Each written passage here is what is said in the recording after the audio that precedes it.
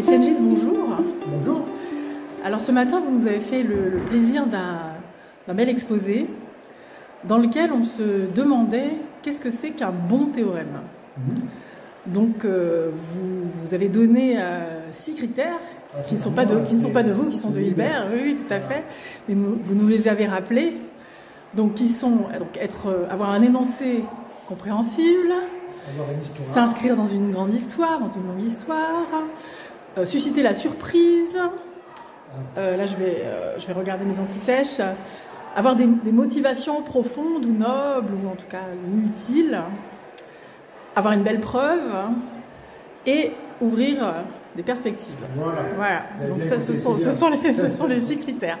Et puis vous avez passé, donc vous avez analysé un théorème. Donc c'est un théorème de Cristofaro Gardiner, Humilière et Cefadini.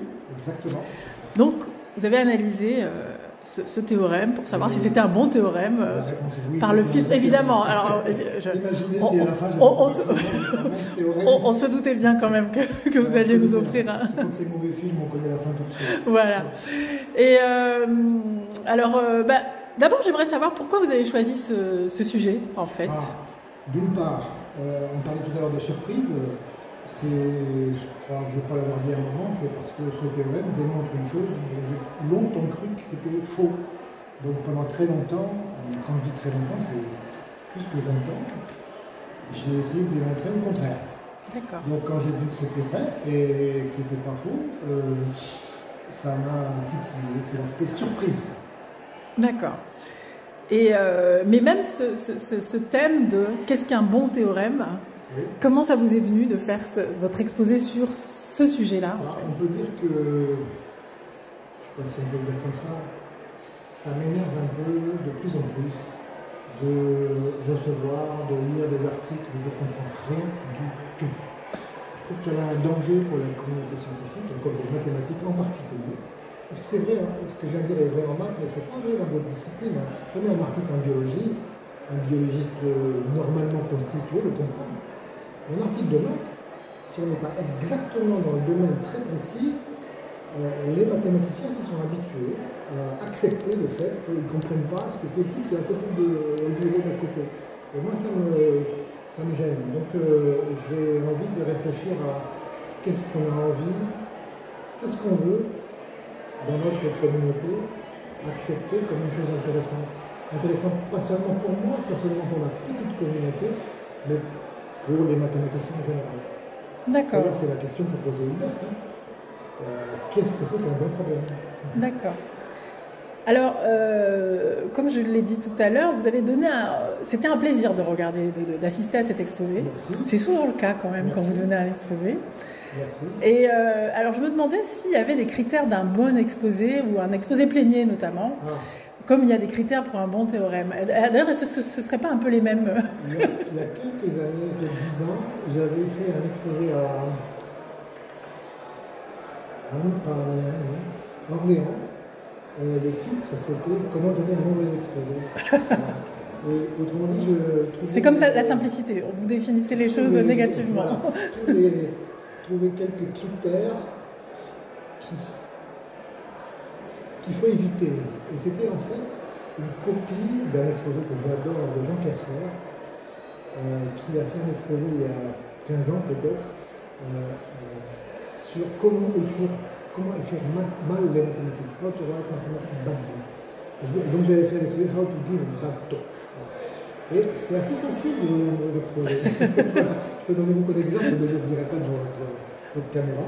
Mais voilà, donc il faut trouver quelques critères importants. Le principal, selon moi, il y en a beaucoup, il faut redonner 2.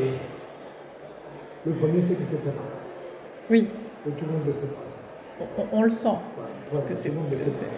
Et la deuxième chose, c'est qu'il faut tenter, je vais en dire 3, il faut tenter de parler à tout le monde. Vraiment, si possible, tout le monde dans la salle, sachant que dans la salle, il y a des étudiants, il y a des gens qui ne savent pas ce que c'est que l'indiciomorphisme peut-être. Donc il faut avoir la gentillesse, l'empathie vis-à-vis de collègues qui sont passionnés par des choses différentes. Il faut leur parler aussi à eux.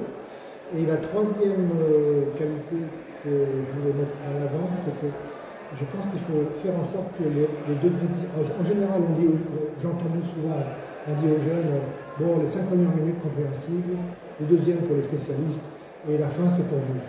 Je suis totalement en désaccord avec ça. Ce qui me semble important, c'est que le niveau de difficulté ne soit pas croissant.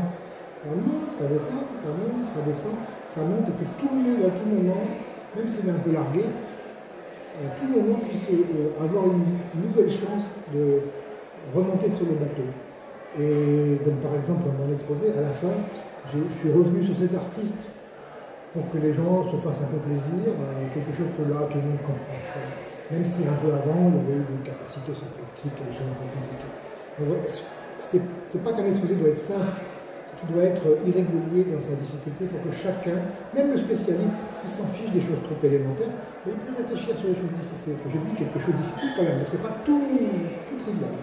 D'accord. Voilà.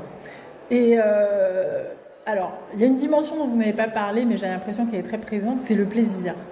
Oui. On a l'impression que vous vous faites vraiment plaisir, et ce plaisir est communicatif. Oui, et puis, vous vous adaptez, pas seulement au niveau, mais quand la sphère devient ballon de foot, enfin quand au moment de parler de la sphère, il y a un ballon de foot et qu'on est en Espagne qui vient de gagner la coupe,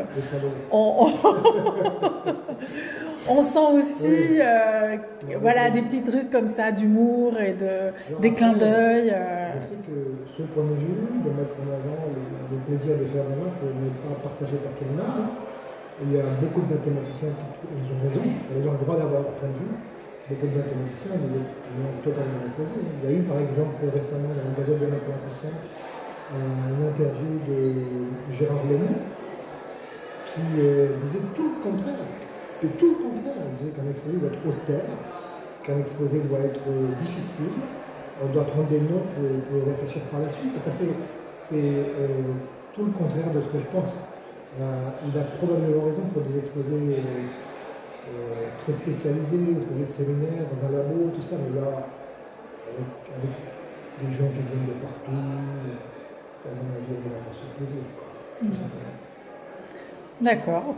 Est-ce que vous souhaitez rajouter quelque chose? Non, que je suis content d'être ici, je suis content que l'Europe existe, même si nous vivons une période difficile politiquement, y compris l'Angleterre. Moi, je suis content de voir qu'il y a quelques Anglais ici.